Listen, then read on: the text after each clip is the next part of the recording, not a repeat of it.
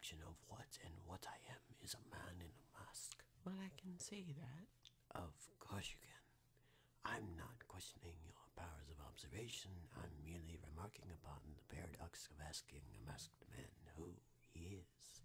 Oh, right. But on this most auspicious of nights, permit me then, in lieu of the more commonplace sobriquet, to suggest the character of this Germanus persona. Voila! In view, a humble vaudevillian veteran, cast vicariously as both victim and villain by the vicissitudes of fate. This visage, no mere veneer of vanity, is a vestige of the vox populi now vacant vanished. However, this valorous visitation of a bygone vexation stands vivified, and is vowed to vanquish these venal and virulent vermin, vanguarding vice and vouchsafing with violently vicious and ferocious violation of volition.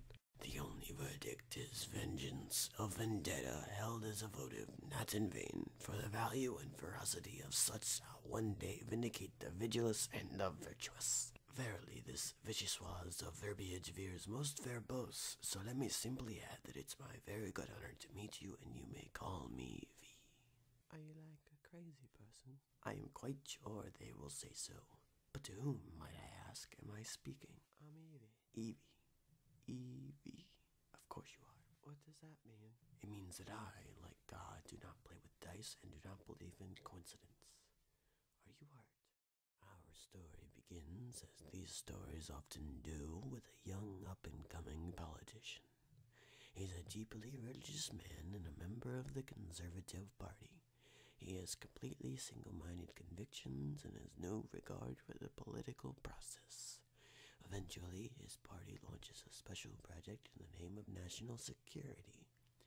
At first, it is believed to be a research for biological weapons and is pursued regardless of its cost.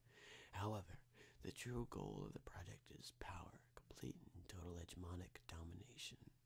The project, however, ends violently, but the efforts of those involved are not in vain, for the ability to wage war is born from the blood of one of their victims.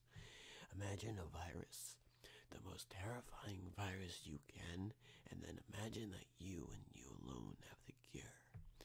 But if your ultimate goal is power, how best to use such a weapon? It is at this point in our story that along comes a spider. He is a man seemingly without a conscience, for whom the ends always justify the means, and it is he who suggests their target should not be an enemy of the country, but rather the country itself. 3 targets are chosen to maximize the effect of the attack: a school, a tube station, and a water treatment plant. Several hundred die within the first weeks. At last, the true goal comes into view. Before the St. Mary's crises, no one would have predicted the outcome of the elections. No one.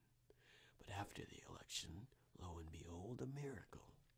Some believe that it was the work of God himself, but it was a pharmaceutical company controlled by certain party members that made them all obscenely rich. But the true genius of the plan was the fear. A year later, several extremists are tried, found guilty, and executed, while a memorial is built to canonize their victims. Fear became the ultimate tool of this government, and through it, our politician was ultimately appointed to the newly created position of High Chancellor. The rest, as they say, is history. Kinda pro of any of this. Why do you think I'm still alive? Right. We'd like to take you into protective custody, Mr. Rockwood. Oh, I'm sure you would. But if you want that recording, you'll do what I tell you to do. Put Greedy under 24-hour surveillance. When I feel safe, he can't pick his nose without you knowing I'll contact you again. Until then, cheerio. Rockwood, why didn't you come forward before? What were you waiting for? For you, Inspector. I needed you. Defiant to the end, huh? You won't cry like him, will you? You're not afraid of death. You're like me. The only thing that you and I have in common, Mr. Greedy, is we're both about to die. How do you imagine that's gonna happen? With my hands around your neck. Bollocks. What you gonna do, huh? We've swept this place. You've got nothing. Nothing but your bloody knives and your fancy karate gimmicks. We have guns. No, what you have are bullets, and the hope that when your guns are empty, I'll no longer be standing. Because if I am, you'll all be dead before you reloaded. That's impossible. Kill him. The figurmen open fire on V, but he stands still after their clips are empty. My turn. V proceeds to kill all the figurmen with his knives before they manage to reload.